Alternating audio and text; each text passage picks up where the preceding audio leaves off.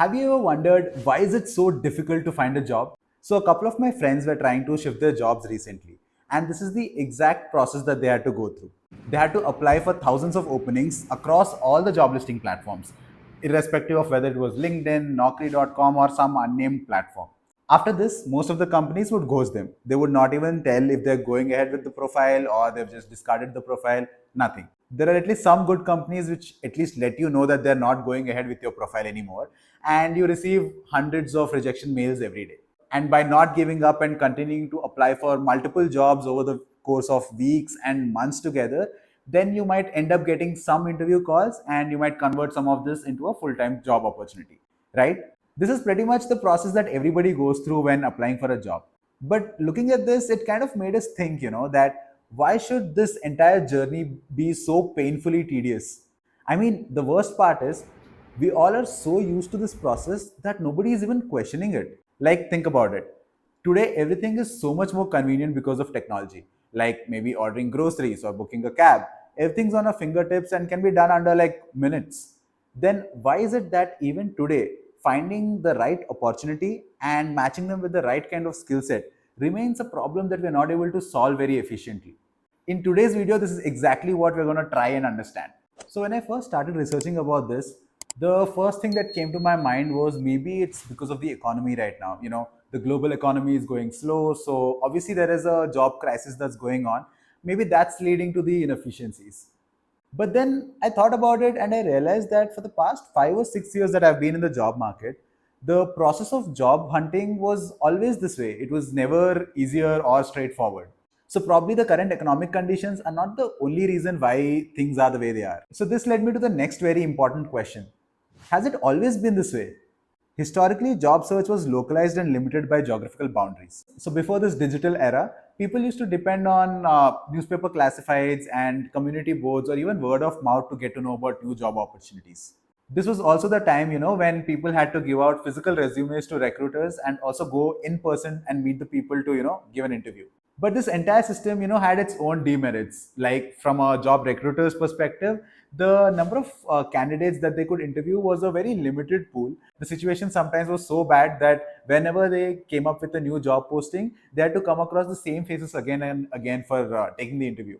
And this led to some cases where they had to hire somebody of a subpar skill set, or in some cases even hire somebody who does not even match the skill set that is required to perform that particular job. While the very process of hiring was very different back then, there was something else that was different too: the nature of jobs that were being provided. Traditionally, many jobs were more manual or task specific, with major demand from industries like manufacturing, agriculture, and basic services. And over the decades, the job market has undergone significant transformation influenced by economic shifts, technological advancements, and changes in societal norms. Jobs became more intense and demanding and also required more technical skills and constant upgrading. This shift also increased the complexity of job search because the skills required to perform a particular task became more nuanced now.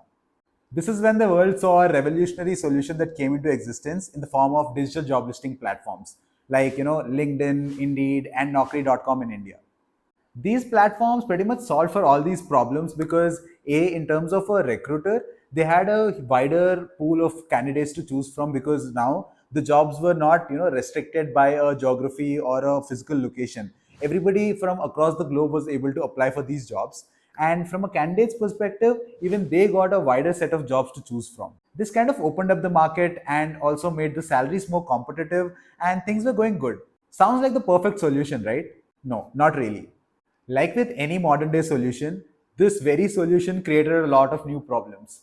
These job listing platforms definitely made it easier for you and me to apply for these jobs, but they did make it easy for everybody else as well.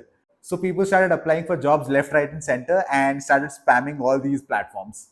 Now the recruiters went from not having enough candidates to having an overwhelmingly large amount of applications that it was physically impossible to go through all those resumes. So to tackle with this problem, they again came up with another unique solution called as the ATS system. So ATS is application tracking system. And how this essentially works is, if let's say there were 100 candidates who has applied for the job, then all these candidates are sent through this system where it uses machine learning to identify all the resumes that are relevant for this particular job posting and only sends those resumes to the actual recruiter. Sounds like a good solution, right? But it kind of has its own problems because most of the times these ATS systems are not as efficient as we would like them to be. Even in a study done by Harvard Business School, it was found that most of these ATS systems are capable of filtering out potentially good candidates as well. And this happens because majorly all these ATS systems work by identifying certain keywords in your particular resume and screens your resume based on that. And it's not like the companies are not aware of this. They do know about these inefficiencies, but they kind of are okay with it because of two reasons. One is because it's physically impossible and not at all cost effective to actually manually go through all of these resumes. And even after losing out on certain potential candidates, the companies still receive a good chunk of candidates from which they can get decent hires. So nobody's really putting in efforts to optimize this solution. So for candidates right now, it's not just about finding the right job, but it's also about standing out in a larger pool of crowd and also trying to navigate their way through this, advanced filtering systems that have been created. What an absolutely amazing time to be alive. And all this because of a system that came up as a solution to a previous problem. It's just mind-boggling to think about it. And if you're thinking this is where the story ends, then no, because this is where it actually starts. Because on top of all that we've already discussed, there are a set of maybe 4 or 5 more complexities that every job seeker has to deal with right now. Starting with the practice of dummy job postings. So companies these days post for openings that they're not actually looking forward to hire for. And this happens quite often. Companies do this for two different reasons. One is because they're trying to just create a pool of candidates which from which they can, select when they actually want to hire in the future. It's actually very sad that this happens, but what is even worse is the second reason. So the second reason is sometimes companies don't even have the intention to create a pool or to hire them in the future or something like that. They just post these job listings as a market research. They want to know what kind of candidates are available in the market and what are the salaries at which they're being hired by their competitors. This creates a paradox where job market appears both saturated and sparse at the same time. It's like a free insider information that they get. I know it sounds quite sad, but that's the harsh reality right now. And then there's another whole different problem of internal hiring. So many times it so happens that a job posting that you're applying for that might have already been occupied by an internal hire. Companies usually prefer doing this because if you're hiring somebody from the organization itself, then they save up a lot of cost on, retraining the employees, or the time that the employee takes to, train for the job and gain the skills is quite lesser than if you're getting somebody from the outside. Then the next one is expecting work experience for freshers. This is a very recent problem where I'm sure even you must have come across job listings where the hiring is for a fresher role, but they'll be expecting at least 1 to 2 years of experience. On the face of it, it looks very ridiculous. But when I was researching this topic, I found out that there's actually a reason behind this.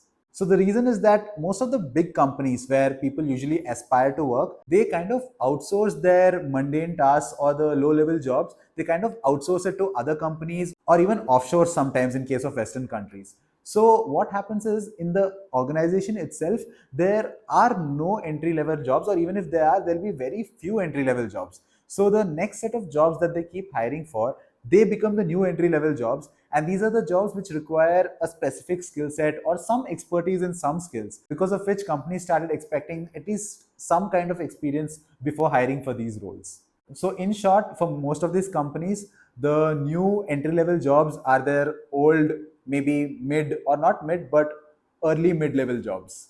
And then comes the problem of the jobs becoming more dynamic in nature. So if you've observed, more than ever before, right now we find gig works, freelancing, work from home options, and a whole sort of arrangements in between.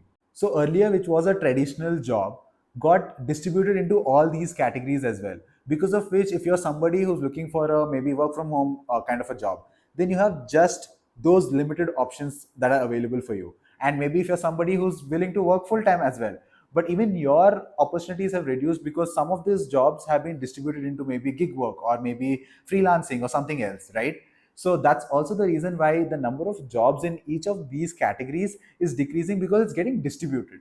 And on top of all this comes the economic factors that we started the video with. And obviously economic factors also play a very important role in the very number of jobs that are available.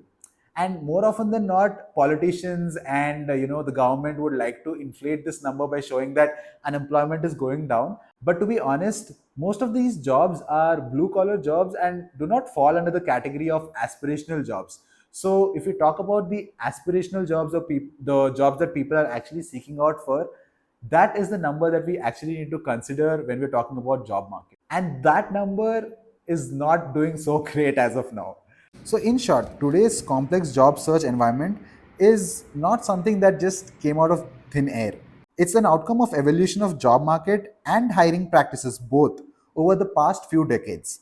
And sure, hearing all this might sound a little depressing and demotivating, but there is something that we can do about this. For starters, job seekers can try to understand how these complex systems work and kind of modify their application process accordingly. This involves steps like making your resume more ATS friendly, adding the right relevant keywords for your job that you're applying, or also trying to create a little customized resume for all the jobs that you're applying.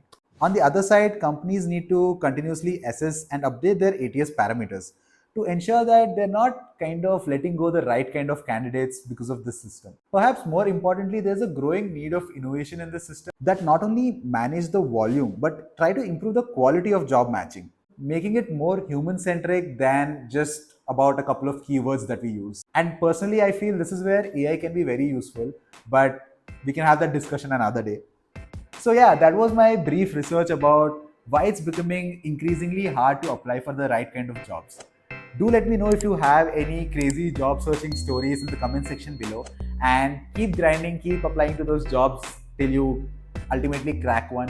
And if you enjoyed the video, do give it a thumbs up and subscribe for more content like this. I'll see you in the next one.